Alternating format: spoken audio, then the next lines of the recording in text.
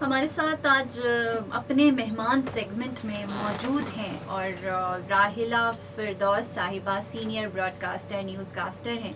और बिल्कुल भी मैंने कोई और मज़ीद तमहीद नहीं मांगी ताकि जल्द से जल्द जो है वो हम राहिला साहिबा से बात कर सकें। आप पीटीवी की सीनियर न्यूज़ एंकर रह चुकी हैं और होस्टिंग के हवाले से भी आपका नाम लिया जाता है। आज टीवी पे आप एज अ होस्ट भी काम कर चुकी हैं। पीटीवी के सिनेरियोज आज तक बड़े डिफरेंट हैं और news caster as a news caster अगर मैं बात करूं राहिला साहिबा, तो बड़ा एक जिम्मेदारी वाला काम है। और फिर पीटीवी पे एज अ न्यूज़ कास्टर काम करना मतलब डबल जिम्मेदारी हो जाती है। तो कैसे इस तरफ जाने का ख्याल या ये वाला काम करने का ख्याल कैसे आया, और अब आपको क्या डिफरेंस फील होते हैं सारे न्यूज़ कास्टर्स को देख के, क्योंकि आप पीटीवी पे काम कर चुकी हैं? सबसे पहले तो मुझे अचानक से प्रोग्राम में शामिल करने के लिए बहुत बहुत शुक्रिया, क्योंकि मुझे पता ही नहीं था कि हम अचानक से प्रोग्राम में दाखिल हो जाएंगे। तो बहरहाल ये तो एक दिलचस्प बात है कि आज पाकिस्तान में मौजूद होते हुए आप लोगों के साथ तमाम सुनने वालों को मेरी तरफ से आदाब, अस्सलाम वालेकुम। और आज के इस खूबसूरत ठंडे माहौल में बैठकर आप लोगों के साथ बातें करने का यकीनन बड़ा मज़ा आने वाला है। तो जहाँ तक सवाल है आपका पीटीवी का, तो पीटीवी एक ऐसा इदारा है कि जिसका नाम ले तो आप खुद ब खुद समझ सकते हैं कि वहाँ जाना और वहाँ पर काम करना उसकी कितनी बड़ी अहमियत है। उसके साथ मुंसलिक रहना एक बहुत बड़े एजाज़ की भी बात है। तो अब ये है कि जहाँ तक सवाल है पीटीवी पर न्यूज़ पढ़ने का, मैंने कभी सोचा भी नहीं था कि मैं टीवी पर न्यूज़ पढ़ने जाऊँगी। ठीक है, तो बड़ी ज़बरदस्त सी बात आपने बताई है कि आपने कभी सोचा भी नहीं था।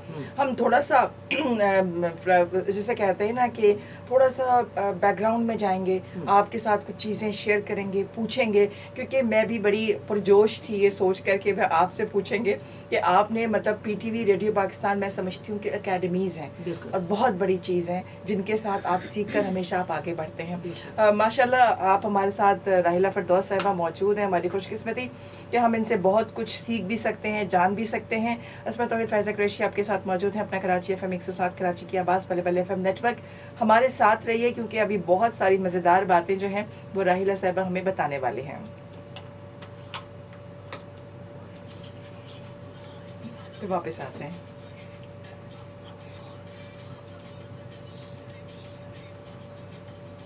हम कुछ थोड़ा सा माजी में चले गए थे, तो आप थोड़ा सा बताइए हमें वो उन्हीं लम्हों के बारे में, उन्हीं माजी की बातों के बारे में। आपने सोचा नहीं था, आप कौन सी क्या पढ़ती थी, क्या कर रही थी और अचानक से कैसे आ गई? अच्छा, अमूमन लोग ज़माने तालिब इल्मी की बात करते हैं और मैं भी यकीनन समझती हूँ कि उस दौर में ज़माने तालिब इल्मी में जितने भी हमारे साथ के दोस्त थे और जिन्होंने भी साथ साथ डिबेट कॉम्पिटिशन्स में मुख्तलिफ जो कॉलेजेस के कॉम्पिटिशन्स होते थे उसमें हम लोग जाते थे। तो उस दौरान उन्हीं एक्टिविटीज़ में कहीं चलते चलते हमारी एक दोस्त हुआ करती थी सैयदा नकवी, वो भी डिबेट कंपटीशन में जाया करती थी। तो उन्होंने कहा कि आप भी चलें। हम एक साथ रहते भी थे आसपास करीब में। तो हमने पहली बार जब ये सोचा तो मुझे लगा कि कभी इस तरह का घर में कभी कोई होता ना कि आपको ज़्यादा इनकरेज किया जाता है या ऐसी कोई एक्टिविटी पहले से कोई करता है, ऐसा कुछ नहीं था। तो अचानक से ही अपने साथ बहन भाइयों में मैंने पहली बार ये हुआ कि घर से बाहर मुख्तलिफ मुकाबलों में जाना शुरू किया, जबकि मैं घर से बाहर कभी दूर गई भी नहीं थी। तो वो जो एक सिलसिला शुरू हुआ तो फिर ये एक तरह से कहना चाहिए कि आपको एक एडिक्शन हो जाती है एक चीज़ की ना, कि आप एक के बाद एक मुकाबला आप जीते हैं तो कहते हैं चलिए जी अगले मुकाबले में जाना चाहिए। और यूँ होते होते सैयदा ने ही हमें कहा कि बज़्म तलबा में जाना चाहिए। तो बज़्म तलबा हमारा एक ऐसा प्लेटफॉर्म था स्टूडेंट्स के लिए कि उसमें मैं समझती हूँ बहुत सारे लोगों ने वहाँ से सीखा। जी बिल्कुल। और बोलना सीखा, उठना बैठना सीखा, लोगों से मिलना सीखा। और वहाँ जाने वाले लोग सिर्फ ये नहीं सीखते हैं कि आप अच्छा बोल कैसे सकते हैं, बल्कि वो पूरा माहौल आपकी तरबियत करता है। बेशक। तो वहाँ पर कमर जमील साहब, ख्वाजा बेगम और जाफ़र हाशमी साहब हमारे प्रोड्यूसर हुआ करते थे। और उसी दौरान जो है वो मैंने स्टूडेंट्स वेलफेयर ऑर्गेनाइजेशन भी ज्वाइन की, वो भी सैयदा की वजह से की। और वहाँ हम मिलकर स्टूडेंट्स की हेल्प किया करते थे, उनके लिए मुख्तलिफ प्रोग्राम्स होते थे। तो वो वहाँ से रेडियो पाकिस्तान से लेकर और खालिद दीना हॉल का रास्ता जो था हम पैदल चल के तय किया करते थे। हाँ, क्योंकि उस वक्त वहाँ से वहाँ तक जाने के लिए कुछ ऐसा अवेलेबल भी नहीं था। पहले मैं अपने कॉलेज से रेडियो पाकिस्तान आती थी और उसके बाद वहाँ से जो है वो खालिद तीना हॉल। तो मतलब ये समझिए कि एक ज़माने तालिब इल्मी का वो एक बहुत ही पुरजोश दौर था जिसमें हम सब कुछ करना चाहते थे। तो वो स्टूडेंट्स वेलफेयर ऑर्गेनाइजेशन में हर साल कुछ ना कुछ प्रोग्राम्स हुआ करते थे। तो इसी दौरान वहाँ पर एक प्रोग्राम की होस्टिंग के लिए मुझे जब मौका मिला तो वहाँ पर उस ज़माने में हमारे यहाँ एक जजेस में जो थे एक पाकिस्तान टेलीविज़न के एक बहुत सीनियर प्रोड्यूसर थे इकबाल हैदर साहब मरहूम, वो वहाँ मौजूद थे। उन्होंने मुझे होस्टिंग करते हुए देखा तो मुझे अपने प्रोग्राम दरख्शां में आने के लिए कहा। और दरख्शां जो था वो एक ऐसा प्रोग्राम था जिसमें उस ज़माने में जितने भी नौजवान तालिब इल्म जो मुख्तलिफ एक्टिविटीज़ में हुआ करते थे उन्हें बुलाया जाता था। तो बस मैं भी वहाँ पहुँच गई और उस दरख्शां प्रोग्राम में जाने को मैं एक तरह से अपनी ज़िंदगी के लिए एक बहुत बड़ा मौका समझती हूँ। अच्छा, एक टर्निंग पॉइंट था। एक टर्निंग पॉइंट था, एक ऐसा मौका था जब मैं वहाँ कॉरिडोर में खड़ी होकर ये बात सोच रही थी कि आज दरख्शां प्रोग्राम में पाकिस्तान टेलीविज़न के अंदर आना जी। तो उस वक्त एक ही इदारा था और कोई सोच भी नहीं सकता था कि वहाँ आसानी से आप जा सकते हैं। तो मुझे लगा कि चले मैं यहाँ आई हूँ तो मुझे कुछ और भी करना चाहिए। और आप ये सोचिए उस ज़माने में जिस एज ग्रुप में मैं थी, अमूमन न्यूज़ कास्टर्स उस वक्त जो है वो काफ़ी सीनियर हुआ करते थे और वो न्यूज़ में जाने के बारे में सोचना ज़रा स्टूडेंट्स के लिए मुश्किल था। और मैंने कभी ज़िंदगी में इस तरह से न्यूज़ को सीरियसली लिया भी नहीं था, कभी देखी भी नहीं थी और मेरा मिजाज भी थोड़ा सा मुख्तलिफ था इस लिहाज से।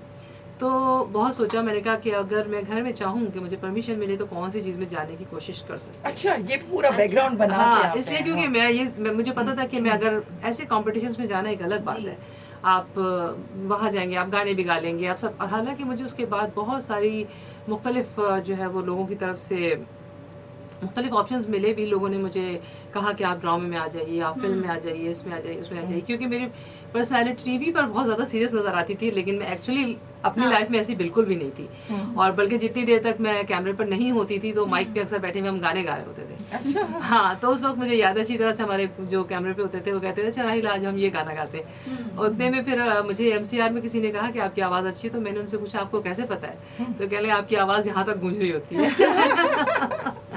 तो फिर ज़रा मुझे कॉन्शियस होना पड़ा कि ये इस तरह की जो चीज़ है वो ज़रा सी सीरियस है। तो वहाँ अच्छा, शुरू में तो मुझे ये भी नहीं पता था कि न्यूज़ इतनी सीरियस चीज़ होती है। तो जब मैं गई, मैंने एप्लीकेशन दी वहीं जल्दी से कि मुझे लगा कि यहाँ दोबारा तो मैं नहीं आ सकती हूँ। तो सामने ही मुझे न्यूज़ रूम का दरवाज़ा नज़र आया, मुनव्वर मिर्ज़ा साहब नज़र आए। मैंने जल्दी एक एप्लीकेशन लिखी। मैंने कहा आप मुझे न्यूज़ के लिए जो है ना ऑडिशन देने के लिए बुलाएंगे? उन्होंने कहा हाँ ज़रूर बुलाएंगे। मैंने कहा नहीं, आप लोग बुलाते नहीं हैं, आप लोग जो है लोगों को बगैर सिफारिश की जगह नहीं देते और PTV ऐसा इदारा है। तो उन्होंने मुझे कहा, तो कहते नहीं हम आपको ज़रूर बुलाएंगे।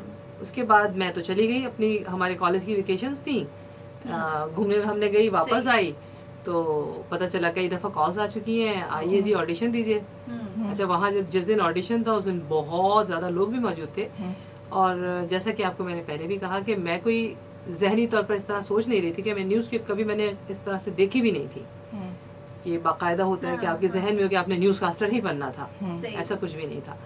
बस लेकिन वो क्योंकि हमारी आवाज़ की तरबियत रेडियो की वजह से हो चुकी थी और क्योंकि हम मुख्तलिफ मुकाबलों में जाते थे, लोगों को फेस करते थे, स्टेज पे खड़े होने का कोई मसला ही नहीं था। तो जब ऑडिशन देने के लिए गई तो पहले ही जो मेरे सामने उन्होंने स्क्रिप्ट दिया उसको देखकर तो मैं इतना परेशान थी क्योंकि उर्दू टाइपिंग बिल्कुल समझ में नहीं आ रही थी मुझे। लेकिन उन्होंने कहा कि नहीं, ये इसी तरह से हमारी न्यूज़ बनती है। तो खैर 2-4 दफ़ा प्रैक्टिस की, सब कुछ किया, जाके बैठ गए। कॉन्फिडेंस तो था और अच्छा खासा हर वक्त ज़ाहिर लोगों के साथ स्टूडेंट्स के साथ तो हर वक्त आना जाना रहता ही था। तो हमने कहा चलो कोई बात नहीं है, बैठेंगे, ज़्यादा से ज़्यादा क्या होगा। तो मैंने कहा अच्छा है, ट्राई तो करना चाहिए। तो जैसे ही मैंने पहली न्यूज़ पढ़ी तो उस ज़माने में हमारी जो सीनियर न्यूज़ एडिटर थी समीना कुरैशी, उन्होंने इकबाल जमील साहब को भेजा। उन्होंने कहा एक बार फिर पढ़ें आप। मैंने कहा ठीक है। तो जिस लम्हे मैंने वो पढ़ा तो बस बहुत सारे लोगों में एक मेरा सिलेक्शन हो गया। अच्छा, पहले क्या था, किस तरह से, मतलब अब तो टेक्नोलॉजीज आ गई हैं, बड़ा आसान भी हो गया है, आप देखते जाते हैं सामने और सारा आपको लग रहा होता है कि सारी मतलब जो बैठा है वो आपको देख रहा है। तो लेकिन पहले क्या था, क्या मुश्किलात थी, क्या चीज़? अच्छा, मज़े की बात है, मुझे तो कभी ऐसा लगता ही नहीं है कि पहले और अब की बात करूं मैं। अच्छा। इसलिए कि टेक्नोलॉजी का जहाँ तक सवाल है, उस ज़माने में सबसे पहले टेलीप्रॉम्प्टर मैंने ही शुरू किया था। सबसे पहली न्यूज़ टेलीप्रॉम्प्टर पे अच्छा। मैंने ही पढ़ी थी। और हमारे ही ज़माने में, क्योंकि मैं तकरीबन एक ऐसे दौर में थी जहाँ पर हमारा जो ये कंप्यूटर और ये सब चीज़ें चलने वाली थी बिल्कुल करीब थी, वो ज़माना ऐसा था। तो मुझे हमारे जो सीनियर न्यूज़ कास्टर्स थे उनमें ज़ुबैरुद्दीन साहब, शहाबुद्दीन साहब, मिराजुद्दीन साहब, इनको सबको तो मैं अपने सीनियर्स कहती हूँ, मैं ये नहीं कहती कि मैंने आँख खोली तो उनको देखा, लेकिन उनको मैं जब देखा करती तो कभी मैंने सोचा नहीं था कि इनके साथ बैठकर उस लेवल पर मुझे भी खबरें पढ़नी होंगी। तो उनके साथ रहते हुए मुझे बहुत कुछ सीखने का मौका मिला। और फिर मुझसे पहले वहाँ पर कोई भी खातून न्यूज़ कास्टर 10 साल से नहीं थी जो खबरनामा पढ़ती थी। तो जब मैंने गई तो मैं ऐसी थी जैसे बस एक कोशिश की थी और चली गई थी। लेकिन जब आप किसी फील्ड में चले जाते हैं, अच्छा मेरी भी एक ये आदत है कि मैं कोशिश करती हूँ कि जिस भी फील्ड में जाऊँ फिर उस पर पूरा वर्क करना है, पूरा काम करना है। तो बस ये समझिए कि उसके बाद मैं वो स्क्रिप्ट लाती थी घर में और घंटों बैठ के पढ़ा करती थी, क्योंकि मैंने कभी खबरें ना तो देखी थी ना पढ़ी थी। दूसरे कि हमारे बहुत सारे लोगों का ये ख्याल था कि मेरा न्यूज़ पढ़ने का स्टाइल बहुत सारे लोगों से मुख्तलिफ था। मैं बहुत तेज बोलती थी, बहुत तेज चलती थी, और फिर वो जो एक होता है ना कि आपको उस यंग एज में एक आपके अंदर एनर्जी भी ज़्यादा होती है। और जबकि हमारे बहुत सीनियर न्यूज़ कास्टर इस्लामाबाद से पढ़ते थे, उनका स्पेस मतलब बहुत ही स्लो उसमें पढ़ते, ठहराव के साथ। चले एक इसी पर एक बड़े मज़े की बात मैं आपसे पूछती हूँ, आपने कब चीख के एम्फेसिस कर के न्यूज़ कब पढ़ी कि जो आजकल का ट्रेंड है कि हमारी न्यूज़ कास्टर्स चीख के बोल रही होती हैं, कान फट रहे होते हैं, ऐसा लगता है कि पता नहीं ब्रेकिंग कुछ होने वाला है। इतनी मज़े की बात है ना। और मैं आपको बताऊं, मज़े की बात ये है कि हमने ऐसी खबरें पढ़ी जिनमें वाकई एक तरह से कहना चाहिए लोगों का इंटरेस्ट होता था। और ख़ासतौर पर जिस दौर में मैंने खबरें पढ़ी हैं वो दौर एक ऐसा दौर था कि कराची जल रहा था। ये समझिए कि ये जो 92 का दौर था उसमें तो मैंने खुद जलती हुई आग में और मतलब अच्छे खासे बुरे हालात में जाके खबरें पढ़ी हैं। और उनमें यकीनन अगर मैं चीखा मारती तो मार सकती थी लेकिन ऐसा कभी नहीं हुआ, क्योंकि हमारे यहाँ जो हमारी आवाज़ की तरबियत थी ना, आवाज़ की तरबियत और पढ़ने का स्टाइल, मैं आज भी शाहिद कामरानी साहब को याद करती हूँ। क्योंकि जब मेरा ऑडिशन हो गया तो उसके बाद भी मैं समझती थी शायद ये मेरी अभी वही स्टूडेंट लाइफ की एक्टिविटी है जो थोड़ी सी आगे बढ़ गई है। अच्छा, वो लोग मुझे as a news caster train कर रहे थे और मैं ही समझ रही थी कि अभी तक मैं वही शील्ड उठा के जो मुकाबलों में जा रही हूँ और वापस आ रही हूँ, तो ये भी मेरे लिए एक मुकाबला है शायद ना।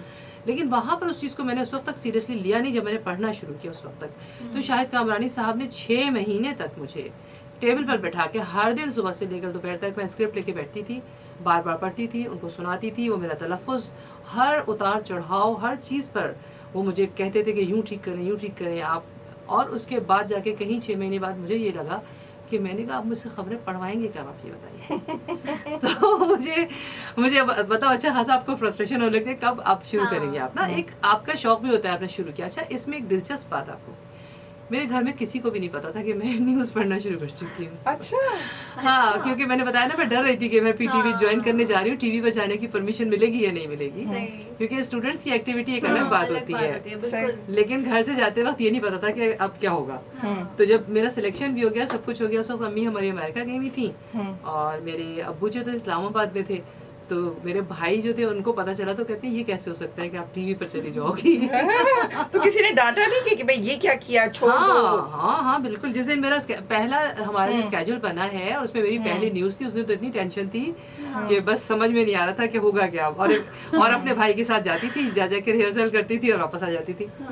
तो उस दौरान बस जब खबरें पढ़ने के लिए पहले दिन जब मैं गई, इत्तेफाक से उस वक्त इस्लामाबाद से मेरे वालिद भी आए हुए थे, तो मेरे भाई ने जब कहा कि ये तो टीवी जाने वाली है, तो फिर उन्होंने कहा नहीं, मुझे अपनी बेटी पर पूरा भरोसा है और मैं इजाज़त दूंगा कि ज़रूर करें आप। सही। लेकिन ये तो मतलब बहुत ही डिफरेंट सी एक वो हो गई कि आप किसी को पता ही नहीं था और अचानक से। तो अम्मी अब्बू ने क्या रिएक्शन किया? मेरी अम्मी जो है ना, वो मेरी एक्टिविटीज, क्योंकि दरख्शा में भी मैं गई, इससे पहले भी जाती थी, तो वो अक्सर, बल्कि इवन मैं आपको मजे की बात बताऊं कि मेरा बज़्म तलबा में जाना भी मेरे घर वालों को पता नहीं था और मैं अक्सर अपने पड़ोस में जाके अपने प्रोग्राम सुना करती थी। अच्छा। बल्कि मेरे घर में एक दफा चेक आया तो मेरे वालिद ने कहा कि नहीं, हमारे घर कोई रेडियो पे जाता नहीं है। उन्होंने कहा इस पे नाम लिखा है राहिला फिरदौस। हमारे घर में रेडियो में नहीं जाता है, तो वो पता ही चला कि अच्छा, फिर अम्मी ने कहा नहीं कभी कभी वो स्टूडेंट्स के प्रोग्राम के लिए जाती है। अम्मी होती है ना, आपको जरा सपोर्ट करती हैं। सही। तो अच्छा, लेकिन एक बात मैंने हमेशा देखी, क्योंकि मेरे बहुत सारे, फिर उसके बाद जब मैंने न्यूज़ पढ़ना शुरू किया, एकदम से लोगों को बहुत बड़ा चेंज नजर आया भाई एकदम से, क्योंकि कोई यंग न्यूज़ कास्टर अभी कॉलेज स्टूडेंट है, वो अभी IAS से ज्वाइन कर लिया एकदम से, तो बहुत ज्यादा लोगों को एकदम मुख्तलिफ लगा। क्योंकि इससे पहले ज्यादातर न्यूज़ में बहुत ही सीनियर और सोबर लोग, मतलब सोबर से मुराद ये कि जो लगता है जिनकी बात सुन के लोगों को यकीन भी आए ना। तो लेकिन एक बात अच्छी थी कि स्क्रीन पर जो था, मैं सही मतलब नजर आने में तो ऐसा मसला नहीं था, लेकिन आम जिंदगी में लोग अक्सर कहते थे हमें लगता ही नहीं है कि अच्छा ये वो न्यूज़ कास्टर है। बीटीवी का वो भी वो अलग सा था ना, कि वो सर पे दुपट्टा और बड़ा सोफिस्टिकेटेड सा जो जॉनरा था ना, तो वो कैरी करना उसमें इसके बारे में हम बात यही बड़े मजे की बात है। अभी हम थोड़ा सा यहाँ पे बिल्कुल जी, राहिला फिरदौस साहिबा सीनियर ब्रॉडकास्टर न्यूज़ कास्टर हमारे साथ मौजूद हैं, और असमत फाइज़ा कुरैशी आपके साथ हैं। हमारी डिस्कशन मजेदार सी बातें जारी हैं, हमारे साथ रहिए, सुनते रहिए अपना कराची FM 107 कराची की आवाज़ बल्ले FM नेटवर्क। कॉल कर सकते हैं आप हमें 1111 और व्हाट्सएप पे मैसेज कर सकते हैं 0345110417 0345110417।